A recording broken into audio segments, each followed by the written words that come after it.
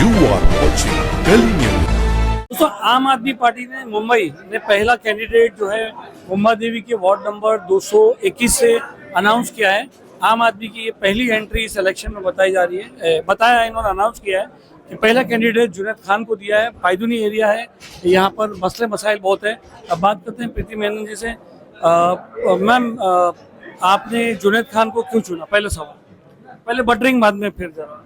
नहीं, हमारे सारे कैंडिडेट अभी आप जो देखोगे आने वाले दिनों में, जैसे हम ऑफिशियली प्रेस कॉन्फ्रेंस लेके अनाउंस करेंगे, ये सारे वही जाने पहचाने चेहरे हैं जो 10-15 साल से आम आदमी पार्टी के लिए काम कर रहे हैं। ये यंग लड़के हैं जो जोश में इस आंदोलन से जुड़े थे, और जबकि आम आदमी पार्टी महाराष्ट्र में नहीं है कहीं भी सत्ता में, फिर भी अपने गली, अपने मोहल्ले, अपने एरिया में लोगों की सेवा करते आए हैं। हमारे सारे उम्मीदवार ऐसे ही कार्यकर्ता होने वाले हैं, और जुनैद तो इस एरिया में पला बड़ा हुआ, यहाँ पे उसका काम धंधा है, यहाँ पे उसकी परवरिश हुई है, वो यहाँ का एक नेक बच्चा है। उसके अलावा और कौन सा बेटर रिप्रेजेंटेटिव हो सकता है किसी के लिए भी। अब ये बताइए कि आम आदमी पार्टी मुंबई बीएमसी इलेक्शन में कितने सीट लड़ाने की सोचा है? हमारी कोशिश तो रहेगी कि हम सारी सीटें लड़े। सारी सीट? बिल्कुल, कोशिश सारी सीटों में रहेगी। आपकी दुआएं और आपकी मदद की जरूरत है। अच्छे उम्मीदवार अगर आप जानते हो, उनको भी हमारे से संपर्क करवाओ। हमारे कार्यकर्ता ऑलरेडी अभी हम अराउंड 70-80 की लिस्ट डिक्लेयर करने के लिए रेडी हैं, तो 1-2 दिन में प्रेस कॉन्फ्रेंस करके हमारी डिक्लेरेशन शुरू हो जाएगी। आपकी पार्टी के जो इतने बीच में गैप हो गया, वॉलंटियर्स नहीं हो रहे और काम नहीं हो रहे, अचानक आपको 200 इतनी सारी सीट से आप कैसे लड़ा सकते हो? क्या प्लानिंग है आपकी, क्या सोचा आपने? 3 साल पहले जब बीएमसी इलेक्शन होने वाले थे, हमारे मुंबई में 100 से ज्यादा ऑफिस खुल गए थे। हम पूरी तैयारी में थे चुनाव लड़ने के लिए, लेकिन ये जो सत्ता में बैठे हुए हैं महाराष्ट्र की, कौन बैठा है किसी को मालूम नहीं है। आज इस पार्टी में होता है, आज उस पार्टी में होता है, आज ये सत्ता में होता है, आज वो सत्ता में होता है, लेकिन इन्होंने इलेक्शन रोक के रखा। सुप्रीम कोर्ट तो महज बहाना था। ये तो अपनी ताकत जमीन पे बांध रहे थे, और अभी इनको लग रहा है कि ये जीत जाएंगे। इन्होंने जो भी डेटा मैनिपुलेशन की है वोटर लिस्ट में या ईवीएम में, अब इनको लग रहा है इनकी तैयारी है। लेकिन हमारे कार्यकर्ता बस बैठे हुए थे। देखो, हमारे कार्यकर्ता कोई बड़े रईस नेता नहीं है। हम पूरे टाइम होर्डिंग वगैरह बैनर नहीं लगा सकते, लेकिन काम करने वाले लोग हैं। ये पिछले 3 साल में चुनाव नहीं था, हम काम करते रहे।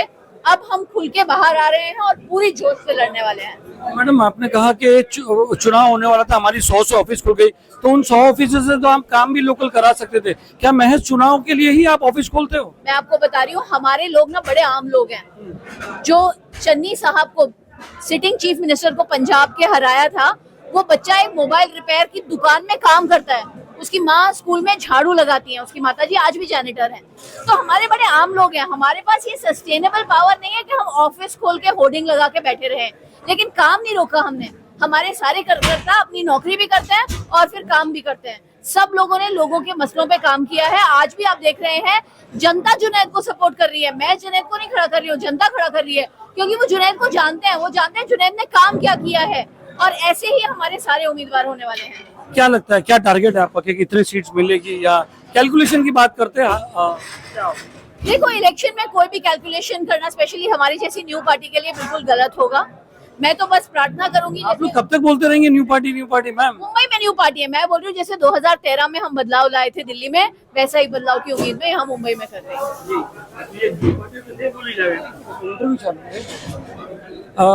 आपने बुला दिया। क्या मुद्दों पर आप इस बार इलेक्शन में? आम आदमी के मुद्दे। आम आदमी का मुद्दा क्या है? मेरे को सेहत पे पैसा खर्चा करना पड़ता है, मेरे घर बिक जाते हैं, मेरे बच्चों को परवरिश नहीं मिल रही, मेरी सड़कें नहीं है शहर में, कचरा नहीं उठाया जा रहा है। जो आम इंसान के मुद्दे हैं, जो बिजली पानी के दर हैं, उन मुद्दों पे हम राजनीति करते हैं, उन मुद्दों पे हम काम करते हैं। हमने जहां जहां काम किया, हमारे 2 एमएलए गोवा में असेंबली में हल्ला मचा के रखे हुए हैं।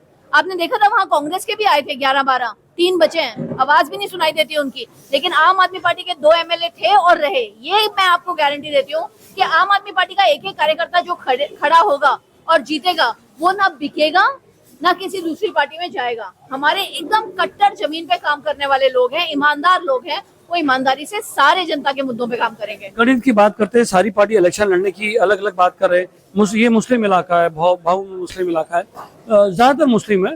तो जैसे हम क्यों ना समझा जाए कि आप वोट तोड़ने के लिए आ रहे हो? उल्टा मैं किसकी वोट तोड़ूंगी? मेरे को हिंदू लोग वोट करते हैं, तो मैं बीजेपी की वोट तोड़ूंगी। मेरे को उत्तर भारतीय वोट करते हैं तो मैं बीजेपी के वोट करूंगी, मेरे को पढ़े लिखे लोग वोट करते हैं तो मैं बीजेपी की वोट करूंगी। मेरे को तो हर इंसान वोट करता है, चाहे वो गरीब हो या अमीर हो, चाहे वो इस कौम का हो या उस कौम का हो। जिन लोगों को काम करवाना है वो हमें वोट करते हैं। तो हम किसी का वोट नहीं काट रहे, वोट किसी की जगह जायदाद नहीं है, जीत के हक से लेना पड़ता है और वो हम लेंगे, हमारी काम की राजनीति पे लेंगे। Junaid Khan as a Muslim candidate है, पेरेंट्स भी पूरा मुस्लिम है, क्या लगता है दूसरे तबके के लोग हैं, क्या वो जुनैद को वोट करेंगे या आम आदमी पार्टी देखेंगे या आपको देखेंगे प्रति? जुनैद के साथ रूबन खड़ा था, वो कैथलिक है। रूबन के साथ दीपक खड़ा था, वो हिंदू है। तो हमारी पार्टी में ये हिंदू, कैथलिक, मुस्लिम होने का कोई मतलब नहीं होता।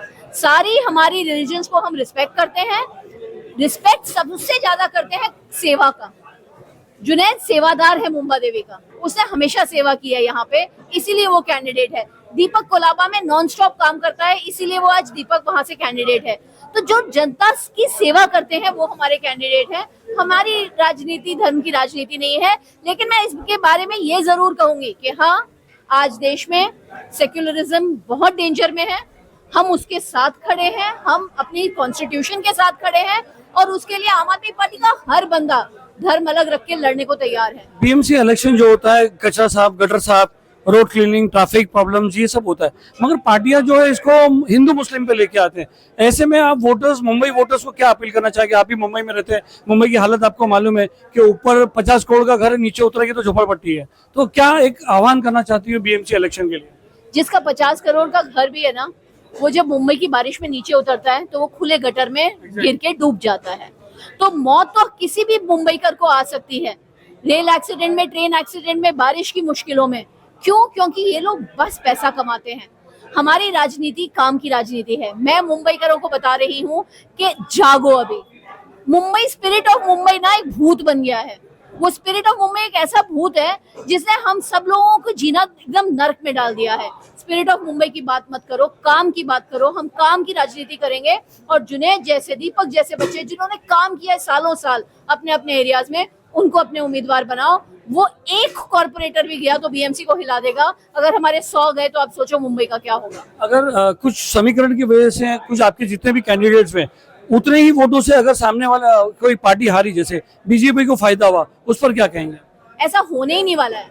हम बीजेपी को हराने के लिए उतरे हैं, क्योंकि बीजेपी ने नरक बना रखा है मुंबई को। उनको मुंबई लूटने आते हैं। वो लोग मुंबई के है ही नहीं। फडणवीस मुंबई का थोड़ा है, एकनाथ शिंदे मुंबई का थोड़ा है, अजीत पवार मुंबई का थोड़ा है। उनके लिए तो मुंबई लूटने के लिए बीएसटी के डेपो बेच लो, स्कूल बंद करवा दो, अस्पताल बंद करवा दो, जमीनें बेच दो, हर किस्म की जमीन बेच दो।